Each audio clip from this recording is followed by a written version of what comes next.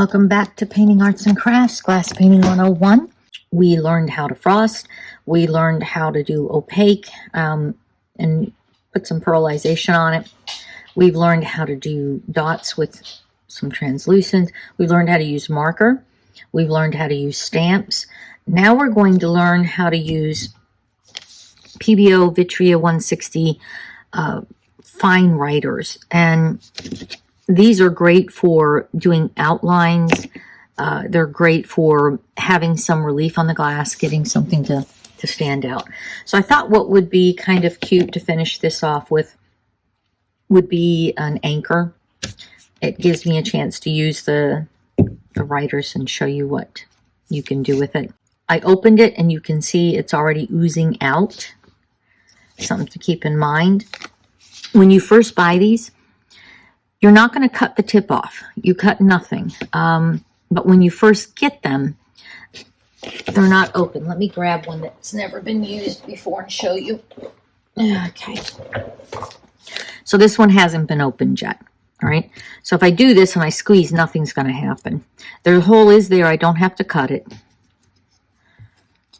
So when you get it, you unscrew that and you push something into it. It could be a straight pen. It could be a pointy object. And that will allow everything to ooze back out. And then you screw this back on.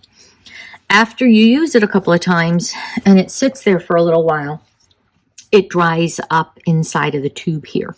So if you want to clean it out, what you do is you take the lid off. This will be open, right? But you take this off and you go over to your sink with some hot water and you push a pen down like that. And then you run hot water this way.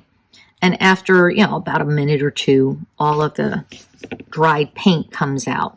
Tap it. I usually blow through it and then tap it. And then I put it back on. And then I immediately squeeze out until the water is all pushed out. And then it's ready to go. And it's like it's brand new.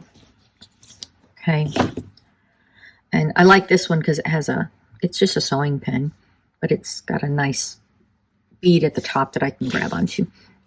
So when you're using this, it's going to come out thick. If you squeeze this too hard, it's going to keep coming out. It doesn't take a lot to get it to come out and to be able to use it. So if I'm thinking about an anchor, I'm going to be thinking, okay, it's going to go this way. It's going to come up. It's probably going to have something on the end. It's going to come this way. It's going to have something on the end. And it's going to come up here. There's going to be a section that's got a circle. Another section that's around that. So it's got its little top, I guess. And now that I've got my basic outline, I can then go back and say, okay, exactly how do I want this to be shaped?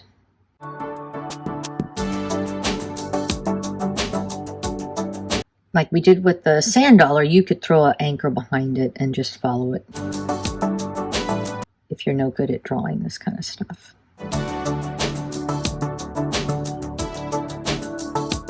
And right now you're looking at it going, geez, it's a solid anchor. It won't be a solid anchor in a minute. I'm just getting the outline in the darker pewter color. I'll take a look at it, see if there's any other adjustments I need to make. And then I'm going to come back with a pearl white and we're going to give this a little bit of dimension. Now this is very wet and it hasn't started to dry, so I'm going to hit it with a blow dryer just to get, again, not too close, but I want it to dry up a little bit so that I can put the white on top without it completely mixing. I don't mind if it mixes some. But I don't want it to mix too much.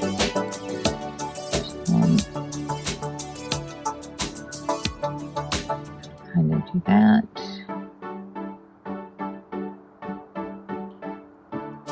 On the outside of the one side of the circle, and then thinner on the inside of the other one. I'm going to put a dot there.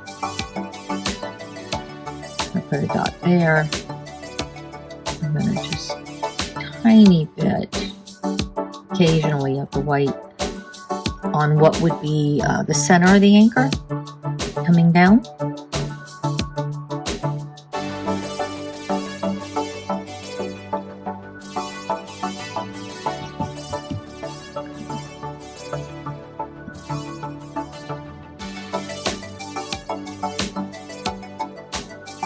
And at this point, I'm actually just mixing it in with some of the gray.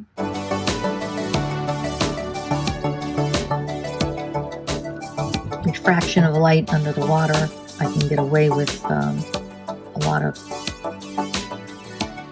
the design not being 100% exact, but more suggestive of what it's supposed to be.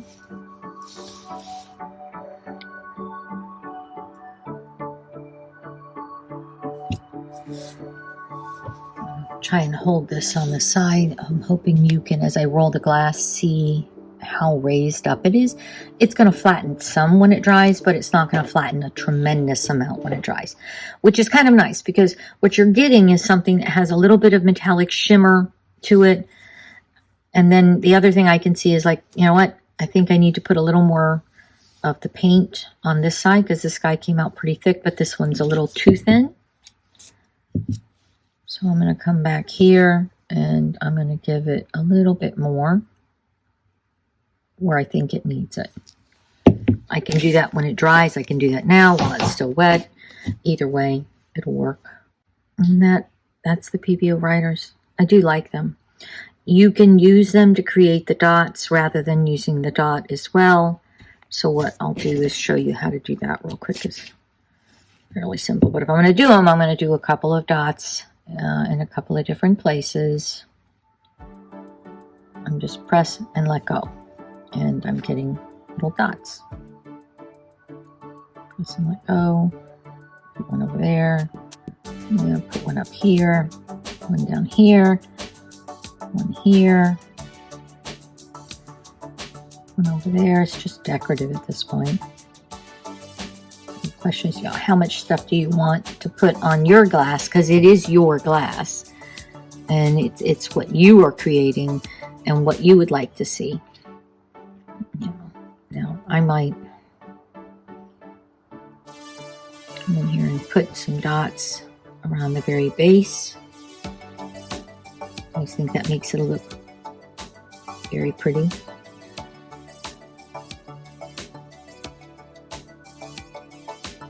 And no, they're not exact. I'm just eyeballing it.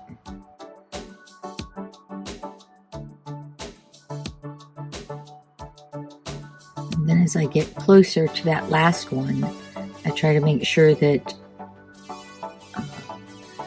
I adjust the distance a little bit just so that they're not right on top of each other. I think I need bubbles over here, so I will do some bubbles. Same process as before. I'm going to grab my little dot thing and I'm going to put a couple of bubbles coming up.